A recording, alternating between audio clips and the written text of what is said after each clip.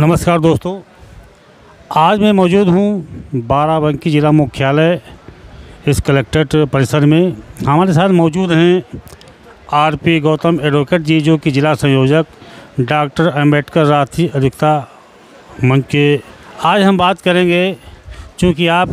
कानून से जुड़े हैं, विद्वान हैं, इस समय सर आपसे एक जानकारी हम चाहते हैं कि जो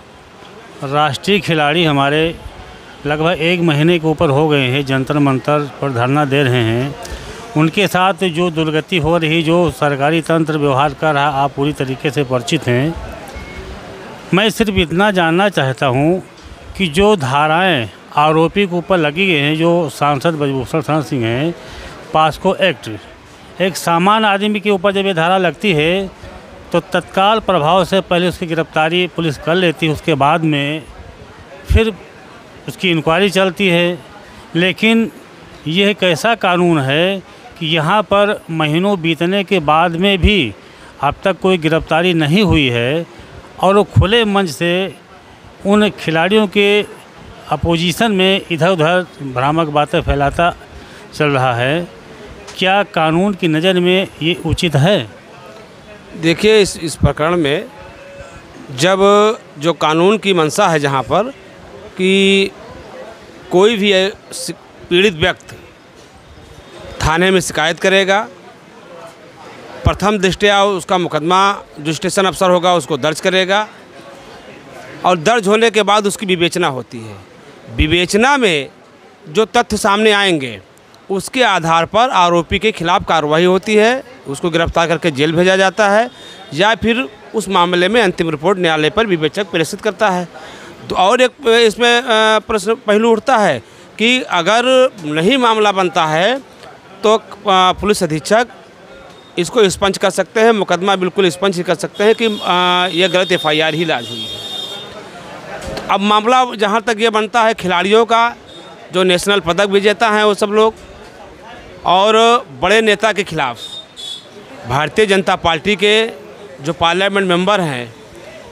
प्रभावशाली है, अपने आप को नेता बताते हैं, ये निश्चित रूप से अगर यही कार्रवाई कहीं विपक्षी किसी नेता के खिलाफ हुई होती, चाहे जिस दल का होता, तो यही भारतीय जनता पार्टी की सरकार के में बैठे लोग, उनकी बैठी जो ये पुलिस है, उसको अब तक जेल भेज करके उसको नस्ते नाबूद करने का काम कर रही होती। तो स्वाभाविक सी बात है, जो सत्ता में लोग हैं और सत्ता के लोगों को बचाने के लिए सारे हथकंडे सरकार के लोग अपना रहे हैं किसी तरह से, चाहे उसमें खिलाड़ियों का अपमान हो रहा हो, चाहे जो नारी शक्ति है चाहे उसका अपमान हो रहा हो, इससे भारतीय जनता पार्टी का कोई लेना देना नहीं। सर, मैं एक बात और जानना चाहूँगा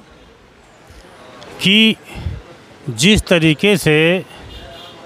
सत्ता पक्ष ने एक सांसद को बचाने के लिए पूरी तरीके से लोकतंत्र की आवाज़ को दबाने का काम कर रहा है, अगर देखा जाए तो यहाँ पे क्या संविधान का स्तर नीचा दिखाने का काम नहीं किया जा रहा? देखिए, संविधान के स्तर को नीचा भाई भारतीय जनता पार्टी के लोग,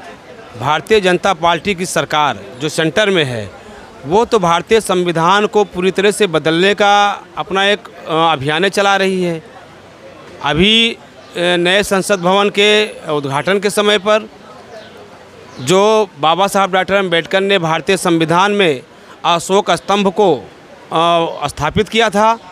उसको हटा करके सिंगोल को इन्होंने लाने का काम किया है। देखिए, हमारे देश का संविधान एक पंथ निरपेक्ष संविधान है और पंथ निरपेक्ष संविधान के दायरे में सभी धर्मों को, चाहे जिस धर्म के जाति मजहब के लोग हो, सबको अपना अपना धर्म पूजा अर्चना करने का अधिकार है, उसको मानने का अधिकार है। लेकिन यहाँ पूरी तरह से देश के संविधान पर कुठाराघात करके जो सिंगोल वहाँ स्थापित किया गया है, उसी तरह से अब आप समझ लीजिए कि एक पार्लियामेंट मेंबर को बचाने के लिए सरकार महिलाओं का जो स्वाभिमान है उसको बलि दे करके महिलाओं के सम्मान को कुचलने का काम कर रही है। इससे ज़्यादा और कुछ नहीं हो सकता है। जिन्होंने देश का पूरी दुनिया में नाम रोशन किया हो, ऐसी महिलाओं का जब सम्मान सुरक्षित नहीं है तो आम महिलाओं के बारे में हम कल्पना नहीं कर सकते। बहुत बहुत धन्यवाद सर, जो आपने हमारे चैनल में अपनी विचार दिया। यूपी राजधानी न्यूज़ से केशव गौतम, नमस्कार।